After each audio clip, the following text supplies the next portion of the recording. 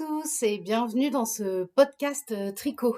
Je m'appelle Lucille, je suis une tricoteuse des Alpes en France. Dans ce podcast, je vais vous présenter ma relation avec la laine naturelle, et puis je vous parlerai aussi des tricots que j'ai finis, que je suis en train de faire et que j'envisage de faire dans les prochaines semaines. Donc, tout d'abord, je voulais profiter de ce podcast pour parler un petit peu de la laine naturelle. Donc, j'entends par laine naturelle de la laine qui n'a pas été traitée, euh, donc de la laine qui n'est pas superwash, qui vient directement du dos des brebis. En fait, j'ai découvert cette laine-là après m'être mise au tricot il y a quelques mois. J'ai rencontré un éleveur au-dessus de chez moi qui a des tonnes et marteaux, c'est la race de brebis qu'il a, et il faisait rien de spécial avec la laine, et je me suis rendu compte que c'était le cas de beaucoup d'éleveurs. Voilà, ils utilisaient pas leur laine, ils élevaient les brebis pour le lait ou pour la viande, mais ils n'utilisaient pas spécialement leur laine. Et là, du coup, je suis tombée dans le trou du lapin d'Alice au Pays des Merveilles, puisque j'ai découvert un monde que je ne soupçonnais pas ou dont j'avais un peu oublié l'existence. Donc du coup, je suis allée demander de la laine à l'éleveur qui est au-dessus de chez moi, qui n'a pas voulu me la vendre, il me l'a donnée. Voilà. Il m'en a donné quelques kilos.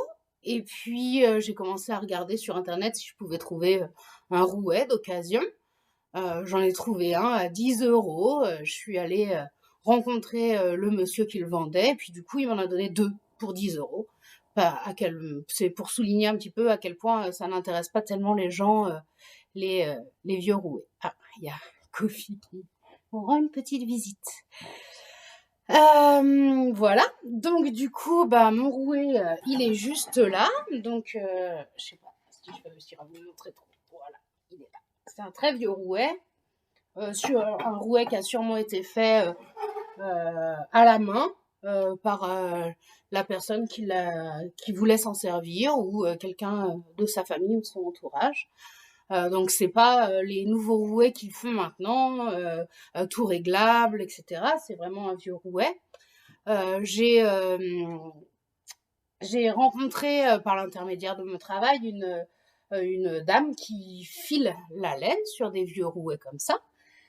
Donc du coup on s'est rencontrés, elle m'a appris à filer, et puis son mari a gentiment accepté de remettre un petit peu ce rouet, mes deux rouets d'ailleurs, en état. Et donc du coup j'ai maintenant un rouet fonctionnel. Alors, je vous montre pas trop la laine qu'il y a sur la bobine, puisque c'est de la laine qui a été filée par des enfants lors d'une démonstration que j'ai faite il y a pas longtemps, il y a une quinzaine de jours.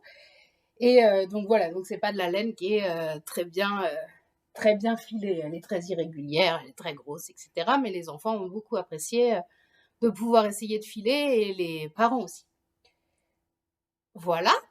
Ça, c'est ce qui concerne mon rouet. Et puis du coup, pour vous montrer un petit peu, donc moi j'ai réussi à faire de la laine un petit peu comme ça. Alors celle-là, elle est vraiment pas jolie. Parce que, alors il a fallu, je me suis rendu compte que dans la laine de Tonnet Marteau, tout n'était pas affilé. C'est une laine dans laquelle il y a beaucoup de poils. Et donc du coup, les poils donnent un aspect un petit peu rêche à la laine. Donc je me suis aussi rendu compte que je l'avais pas très bien triée à la base. Euh, Parce que voilà, le tri de la laine, c'est aussi tout un art. Et, euh, et donc voilà, c'est une de mes premières pelotes, je crois. Donc c'est la laine que j'ai retordue. Donc j'ai fait deux fils différents, et après je les ai retordus l'un avec l'autre. Et donc du coup, avec cette laine, ce que j'ai commencé par faire, c'est des chaussettes pour remercier l'éleveur qui m'a gentiment donné cette laine. Donc j'en ai fait une paire. Ça, c'était ma chaussette test. Elle était un peu trop grande pour lui. Voilà, c'était le premier essai. Et donc lui, il en a une paire qui lui vont normalement.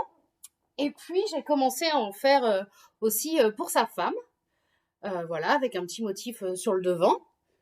Heu, le souci, c'est que, du coup, je me suis servie, pour faire cette première chaussette, et sa sœur jumelle, d'une pelote que j'avais faite, un petit peu avant et en fait, je me suis rendu compte que, le début de la pelote, la laine du début de la pelote, le fil du début de la pelote ne faisait pas du tout la même taille que le fil de la fin de la pelote. Et du coup, je me suis retrouvée avec 2 chaussettes, complètement dépareillées, pas du tout les mêmes. Donc du coup, bah, j'ai gardé celle-ci, j'ai défait l'autre, et il faut que je refile de la laine pour essayer d'avoir de la laine de même diamètre pour réussir à faire les 2 mêmes. Celle-là, je pense qu'elle est un petit peu trop petite. Je pense que c'est plutôt un 36, un petit 37 et la femme de l'éleveur fait, plutôt du 38. Donc je pense qu'il faudra que j'en refasse 2 pareil. Mais bon, du coup, je garde celle-là parce que je la trouve chouette, j'aime beaucoup le motif dessus, je trouve que ça fait sympa. Euh, voilà, et donc ça tient très très chaud. Et puis sur cette paire-là, j'ai quand même un peu mieux trié la laine, j'ai enlevé un peu de poils, etc. Donc elle est un petit peu plus douce que les premières versions que j'ai faites. Mais bon voilà, c'est pas encore formidable, formidable. Voilà, que vous dire d'autre sur la laine naturelle? Ben, du coup, moi, c'est quelque chose qui me passionne maintenant. Donc, du coup, j'ai décidé de filer tout ce que je peux, toute la laine que je peux trouver. Donc, du coup, on m'a donné énormément de laine, peut-être même un petit peu trop pour ce que je suis capable de fournir. En fait, comme les gens ne savent pas quoi faire de leur laine, bah, dès qu'ils entendent que quelqu'un la récupère, ils en profitent et ils font des sacs et ils me la donnent. Sauf que du coup, elle est pas bien triée, elle est souvent très sale, et puis ils m'en donnent énormément et moi, j'ai pas forcément la capacité de m'occuper de tout. Donc, je suis en train d'en trier chez mes beaux-parents. Je vous insérerai une petite vidéo pour vous montrer mon installation et puis la laine que je suis en train de trier en ce moment, qui est de la laine de brebis Lacone. Voilà, et puis il faut que je lave toute la laine qu'on m'a donnée après l'avoir triée et puis que j'essaye d'en faire quelque chose.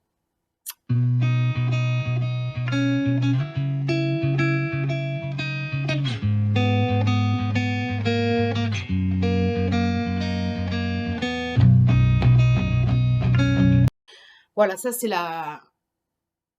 l'étape dans laquelle je suis en ce moment. Et puis, donc du coup, l'idée, ce serait de faire la paire de chaussettes pour la femme de mon éleveur en laine naturelle.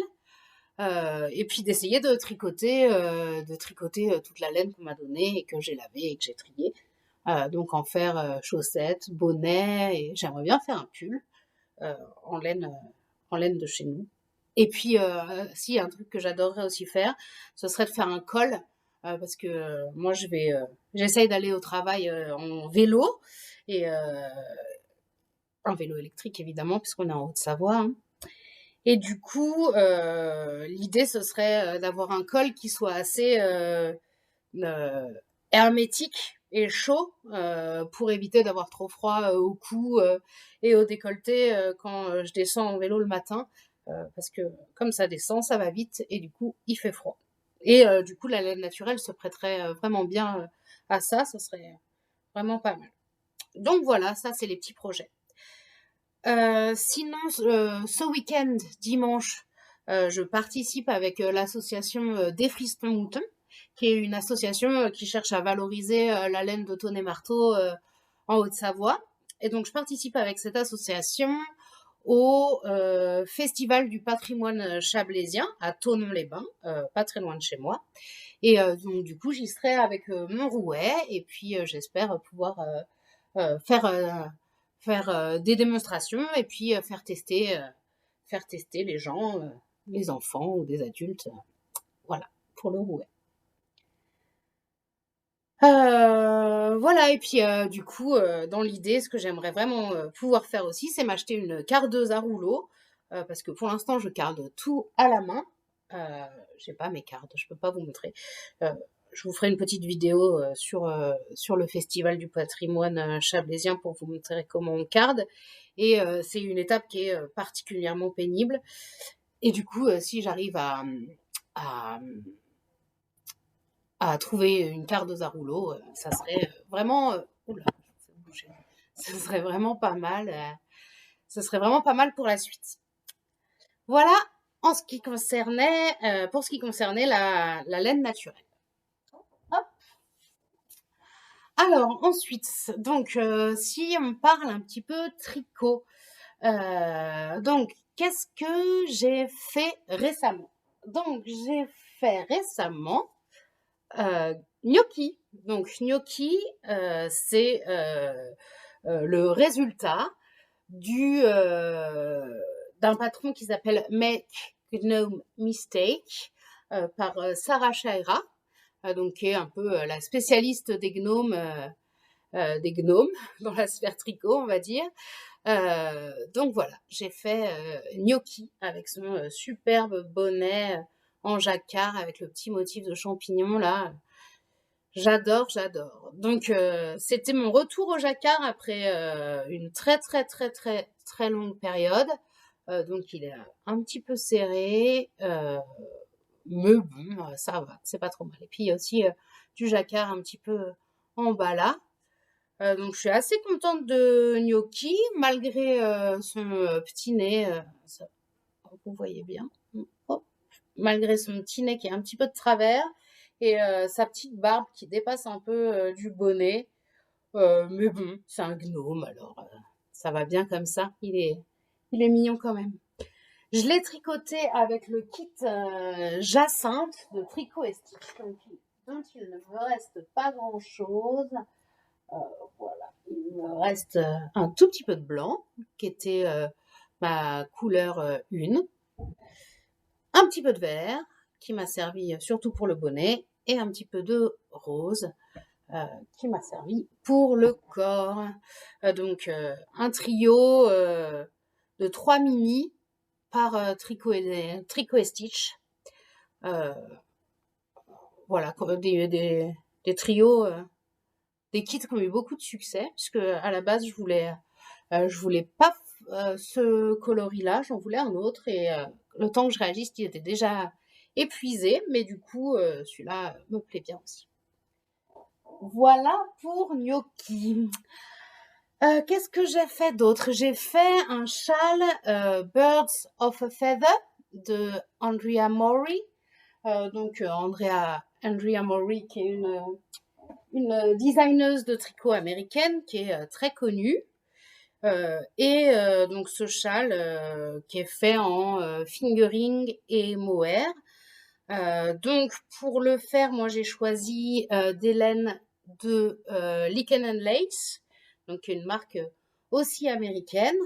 Donc c'est le coloris White Flower sur le fingering, comme ça, c'est un peu clair hein, sur la caméra. Et puis le mohair qui est avec le même coloris. Voilà, je ne peux pas vous présenter le châle puisque je l'ai offert à ma sœur. Elle m'a promis qu'elle ferait dès ce soir une petite photo du châle porté et du châle étendu pour que je puisse vous insérer la photo dans la vidéo et que vous voyez un petit peu à quoi il ressemble. Je l'adore, il est vraiment très beau, très doux. Et ouais, il est super agréable à tricoter. Enfin, oui, agréable à tricoter parce qu'il est très facile à faire. Mais par contre, le mohair à tricoter en tout seul, moi, j'aime pas trop. Mais je vais pas avoir le choix que de m'y remettre parce que j'en veux un pour moi de ce châle Birds of a Feather et ma mère qui a vu le châle que j'ai fait pour ma sœur a craqué et en voudrait un aussi, mais je vous en parlerai du coup un petit peu plus tard dans ce podcast. Voilà, alors, un de mes projets de cet été, oh, ça grince un peu, un de mes projets de cet été c'était mon projet galère. Ce projet galère, c'était le Maven Top le Maven Top d'une designeuse dont j'ai oublié le nom. Il faudra que je vérifie, je vous le marquerai en bas de l'écran. Que j'ai fait en Rowan Summerlight Decay. Donc c'est du coup 100% coton égyptien. Donc ce top t-shirt, donc normalement on doit le faire cropped. Moi je voulais pas le faire cropped. Mais c'est pas ça le problème. Le problème c'est que j'ai calculé à peu près ma taille. J'ai choisi de faire, je crois, la taille 6 en premier. Je l'ai quasiment fini.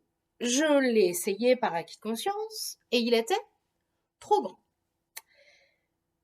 Je l'ai refait, la taille d'en dessous, donc ça doit être la taille 5. Je l'ai quasiment fini, j'ai fait la corde le long des manches, tout ça. Je l'ai essayé et il est de nouveau trop grand. Je vous montre ce qui me plaît pas. Donc, ce qui me plaît pas, c'est que vous voyez, ça flotte là un peu sur le yoke. Et alors ça, et puis pareil derrière, ça baille. Je sais pas si on va voir. Ouais, on voit un peu.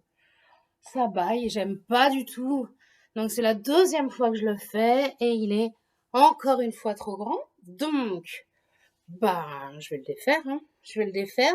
Seulement, j'ai un petit peu la flemme de recommencer à le tricoter. Pour l'instant, disons que nous sommes un petit peu fâchés. Donc, je vais le mettre de côté. J'espère le finir avant la fin de l'été pour pouvoir le mettre quand même parce que le design me plaît beaucoup. Mais alors, quelle galère. En plus, il est vraiment tout simple, c'est du jersey en droit, tous les tendrants on fait une ligne en jersey en vert, c'est vraiment pas difficile du tout. Je vous montre dans le mauvais sens. Mais par contre, quand on a passé 8 heures à tricoter un top et qu'il est trop grand, alors qu'on l'a déjà fait une fois et redéfait parce qu'il était déjà trop grand, c'est un petit peu déprimant. Et alors, je comprends pas parce que mon échantillon est bon. Je me mesure correctement le buste et il est quand même trop grand. Donc voilà. Alors j'ai réfléchi en lien avec ce haut-là, qui est le Streamline Tank, le Streamline Tank. Et lui, je l'ai aussi tricoté en Summerlight DK de Rowan, mais en aiguille 4,5. Et alors, je trouve que le drapé, je vais essayer de vous montrer un petit peu plus. Voilà. Le drapé est vraiment sympa. Et je l'ai tricoté en aiguille 4,5, alors que celui-là, il est en 3,75, je crois. Et donc, du coup, je trouve le rendu beaucoup mieux sur celui-là. Donc, je me dis, est-ce que je le fais pas, j'essaye pas de le faire en aiguille 4,5, et en prenant la première taille, la plus petite taille, la XS, et voir ce que ça donne. Parce que déjà, le drapé me plaira mieux. Voilà. Enfin, bon, bref. Sans réflexion, je verrai plus tard ce que ça donne. Pour l'instant, je lui fais la tête. Voilà. Donc, du coup, deuxième top que j'ai fini, vraiment celui-ci, c'est le Streamline Tank. Hop, en Rowan Summerlight Decay. Hop. Donc voilà. Alors j'adore ce point-là qui a un nom particulier, mais que j'ai pas retenu. Je l'ai entendu dans un autre podcast. Sur le patron, c'est pas indiqué comment s'appelle le point, mais il est très joli. Il fait les bretelles, l'encolure jusqu'au milieu du ventre là, et puis sur les côtés là aussi. Hop, mon soutien-gorge. Zoup. Donc le coton est relativement agréable, quoique un peu lourd. C'est toujours un peu comme ça, le coton c'est lourd. Très facile à faire.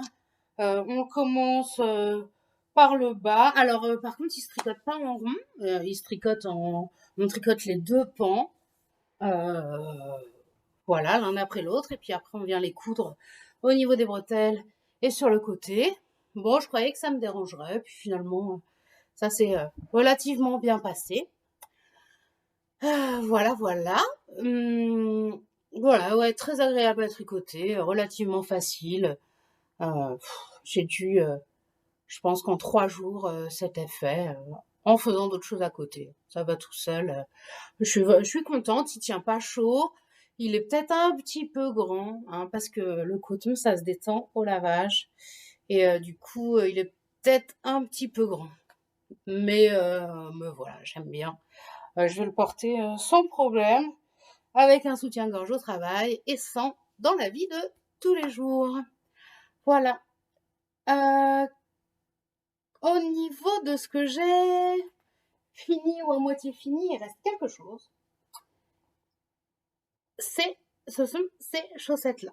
Alors, j'ai fait pas mal de chaussettes pour des copains ces derniers temps et du coup, il me restait, j'avais pas mal de restes qui traînaient et du coup, je me suis dit, parfait, trop bien, nickel. Je vais faire des chaussettes en jacquard. J'ai jamais fait de chaussettes en jacquard. Allons-y, c'est parti. Donc j'ai pris le modèle dans le merveilleux livre Tricoter ses chaussettes, toutes les techniques, qui est vraiment formidable. Quand on veut tricoter des chaussettes, c'est extraordinaire. Et du coup, tout s'est bien passé jusqu'au moment où j'ai voulu les passer. Et en fait, le jacquard, ça resserre. Et pourtant, j'ai fait attention, hein, à faire, à pas mettre trop de tension sur l'envers pour que ça se passe bien comme il faut. Mais non, non, non, j'arrive pas à passer mon pied dedans. Donc, j'ai lâché l'affaire et je pense que je vais les recommencer en 2,5 au lieu de les faire en 2,25 déjà. Et puis là, c'est 56 mailles et je pense que je vais essayer de les faire en 64 et ça devrait mieux se passer. Après, j'adore, vous voyez, ouais, j'adore le motif. Par contre, je vais changer cette couleur-là. D'ailleurs, à la caméra, on la voit pas du tout. Ouais, un tout petit peu. C'est un rose très très clair, mais il contraste pas du tout. Donc cette couleur-là, par contre, je vais la changer. Voilà, voilà. Et sinon, le projet était rigolo. En fait, c'est tous les restes qui m'ont servi à faire les chaussettes pour mes copains. Donc c'était un petit peu la chaussette souvenir, quoi. C'était rigolo. Mais voilà, je continuerai ça. Je continuerai ça plus tard. Voilà ce qui concerne mes projets terminés du moment. Alors ensuite, je regarde mon cahier. Qu'est-ce que j'ai en cours? Donc en cours, j'ai des chaussettes, hop, qui sont là, toujours tirées du livre Tricoter ses chaussettes. Et ce sont les chaussettes lundi texture. Alors, j'ai presque fini la première. Oh là là, c'est le bazar. Mon compteur de rang qui s'en mêle. Voilà. Hop, là, je vais vous les mettre à l'endroit. C'est la moindre des choses, n'est-ce pas? Hop, voilà. Tadam! J'aurais pu vous les mettre sur des bloqueurs. J'y ai plus pensé. Donc, voici mes petites chaussettes lundi texture du livre Tricoter ses chaussettes. Donc la première paire. Donc j'ai presque fini les côtes, vous voyez, presque fini la première paire. Qu'est-ce que je dis? La première chaussette. Je vais commencer la deuxième incessamment sous peu. Alors le orange est beaucoup plus saumon chez moi que sur la caméra, mais c'est pas grave. Et je le tricote avec un petit kit de Woolly Skin. De Woolly Skin. Donc voilà, ça c'est le coloris principal. Et puis ça c'est le contrastant. Donc beaucoup moins orange en vrai. Hein. Ouais, bon, tant pis. Voilà. Le nom des coloris, il me semble que c'est Moana et Maui. Alors lequel est lequel? Je ne sais pas. Je pense que Moana c'est le principal et Maui le contrastant. Je pense. Alors lundi, Le modèle lundi texture de tricoter ses chaussettes. C'est très simple. Ça commence par la pointe. Alors moi j'aime moins quand ça commence par la pointe. Je préfère quand elles commencent par les côtes. Mais voilà, ça s'est très bien passé. Un petit talon renforcé en nid d'abeille, à gousset. Voilà, tout va très très bien dans le monde des chaussettes. C'est vraiment pas difficile, j'adore. Voilà. Donc elles seront très vite finies, hein. Je pense que d'ici la semaine prochaine, j'aurai une nouvelle paire de chaussettes à mon actif. Je vais les adorer. Je vais les adorer. Dès qu'il fera un petit peu moins chaud et qu'on pourra mettre des chaussettes, je vais adorer. Voilà. Donc ensuite, bah du coup, comme je vous disais tout à l'heure, je veux mon Birds of a Feather. Donc j'en ai commencé un. Pour moi, celui-ci. Alors ça c'est l'envers et ça c'est l'endroit. Voilà, mon petit Birds of a Feather que j'adore. C'est doux. Ce sont les laines de Woolly Skin encore, coloris eucalyptus. Donc un fingering et puis un mohair. Et le petit marqueur d'Apollonie, la jolie petite fleur que nous voyons là, que j'adore. Donc ça, ce sera mon Birds of a Feather, après celui de ma sœur et avant celui de ma maman, dont je vous parle tout de suite après. Donc, comme je l'ai dit tout à l'heure, un châle super facile à faire. L'intérêt, c'est vraiment l'alternance entre le fingering et le mohair. Voilà, c'est un châle qui est asymétrique au final, qui est vraiment très très beau. J'aime beaucoup, c'est très simple, c'est très efficace. Bon, par contre, une fois, quand j'en aurai eu fait 3, je pense que je vais me mettre sur des châles un petit peu plus complexes, parce que j'ai bien envie de châles à dentelle. Je sais pas encore exactement quel modèle, mais j'ai bien envie de faire un châle à dentelle. Voilà, voilà pour... Ah non, est-ce qu'il reste? Alors, c'est vraiment pas...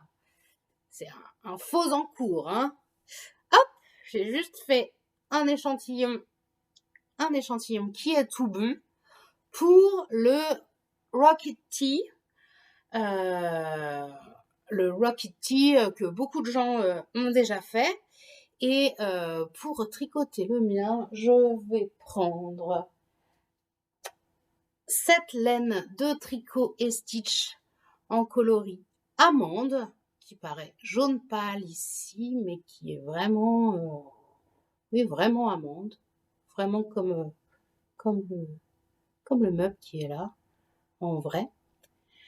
Et je vais l'alterner avec, hop, ce coloris-là. Donc en fait, Christelle de Tricot et Stitch les vendait en kit ensemble.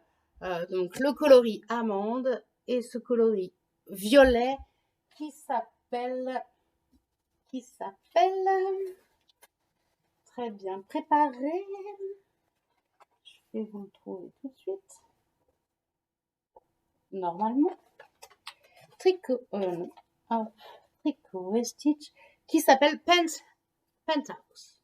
Penthouse de Tricot et Stitch à l'envers, voilà. Tricot et Stitch et le coloris amande qui est là. Voilà, voilà. J'adore, ça va être super. Le fingering, il est trop doux, le mohair, il est parfait, ça va être vraiment peps. Et je pense que ça va pas être très très compliqué. J'ai lu le patron, ça me paraît tout à fait faisable. Donc ça arrive tout de suite sur mes aiguilles. Je pense que je vais le commencer dès que j'ai fini le podcast. Voilà. Voilà, voilà. Donc ça, c'était pour mes projets en cours. Et puis, enfin, pour finir, j'ai donc 3 projets qui arrivent sous peu. On va commencer par celui dont je vous ai déjà un petit peu parlé, c'est-à-dire le châle Birds of a Feather, mais la version pour ma maman, avec le mohair de Lichen Lace White Flowers et normalement, un fingering merino one ply coloris evergreen, sauf que je me suis trompée en faisant ma commande et j'ai pris la laine à chaussettes en coloris evergreen. Donc, je vais recommander de ce pas deux écheveaux de Lichen Lace en Merino One Ply Evergreen pour pouvoir faire le Birds of Feather de ma maman. Du coup, sur l'autre base, le Evergreen, il est plus clair quand même. Et du coup, il ira sûrement mieux avec le mohair qui est ici. Donc voilà, ça sera juste mon 3e Birds of a Feather. J'espère qu'il m'aura pas lassé d'ici là, parce que sinon ça va être un petit peu compliqué. Ensuite, j'aimerais faire des chaussettes dans ce magnifique petit écheveau qui est devenu un petit cake. Alors, qu'est-ce que c'est que cette laine? Cette laine, c'est une laine que j'ai achetée quand j'étais en Suède l'année dernière pour le travail. J'ai acheté 4 écheveaux d'une laine norvégienne teinte à la main par une teinturière artisanale qui s'appelle, je ne sais pas si vous allez voir à l'envers ou à l'endroit, au pire, je vous le mets là quand même. Elle s'appelle Vikevira. Alors, elle a un Instagram. Et donc, du coup, je lui avais acheté 4 écheveaux, donc 3 qui s'appelaient My Precious Glitter Edition, donc avec de la stellina à l'intérieur. Et j'en ai fait 3 paires de chaussettes, une pour moi, une pour ma mère et une pour ma sœur. Et on a My Precious Sock Edition, qui me reste, avec laquelle je vais me faire une paire de chaussettes.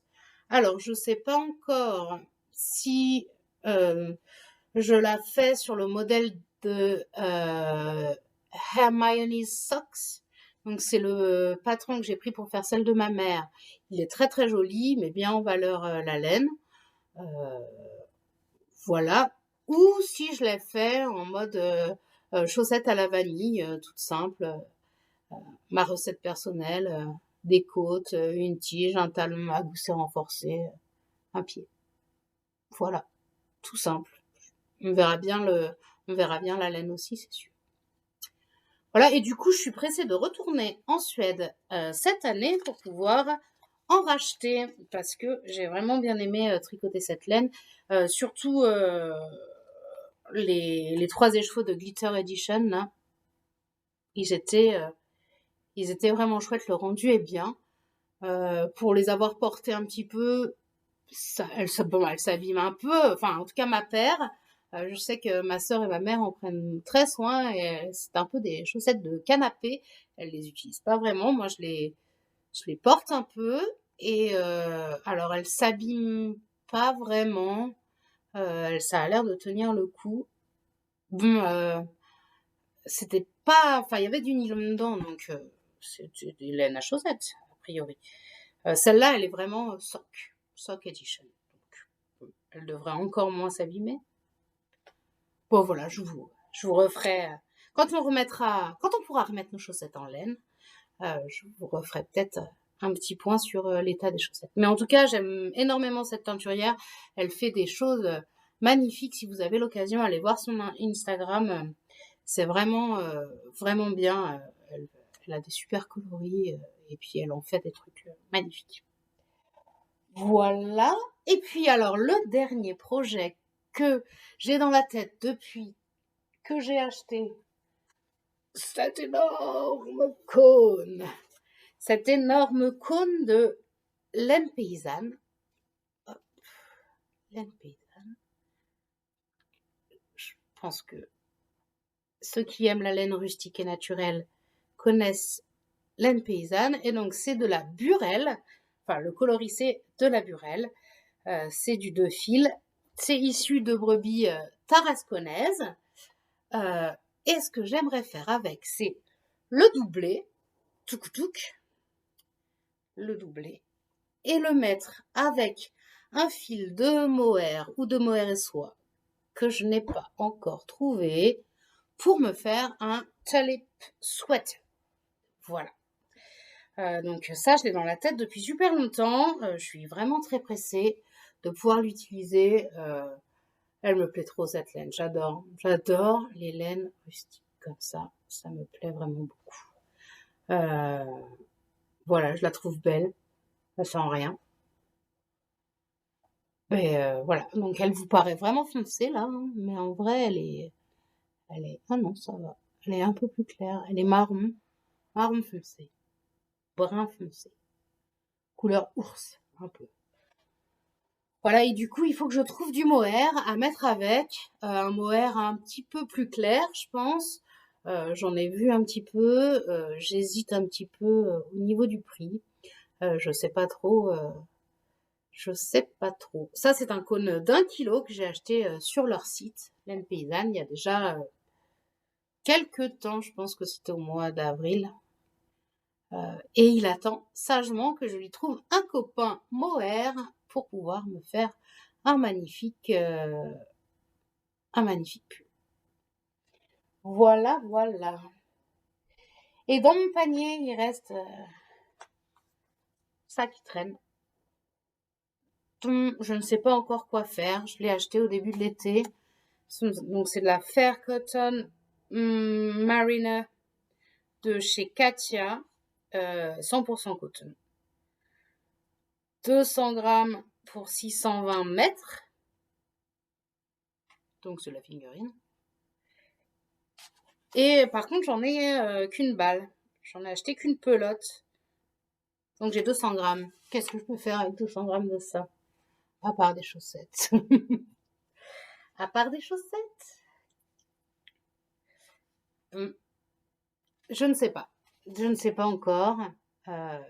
Ou alors je retourne au magasin à côté de chez moi et je regarde s'ils en ont d'autres pour réussir à faire un autre top d'été avec. Je ne sais pas. Un top d'été tout simple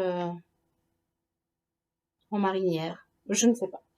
Je verrai la prochaine fois s'il y a une prochaine fois à ce podcast. Voilà. Bah, du coup, j'espère que ce que je vous ai raconté vous aura intéressé. Du coup, moi, dimanche, je vais au festival à Thonon pour faire découvrir le filage de la laine à des gens. Voilà, avec l'association des Fristons Moutons. Bah, je vous ferai un petit retour si j'ai l'occasion. Voilà, je prendrai quelques vidéos, quelques photos. Et puis, voilà, il me reste plus qu'à aller apprendre comment on monte une vidéo pour YouTube. Je vous souhaite à tous une très bonne fin de journée. Peut-être à bientôt. Portez-vous bien.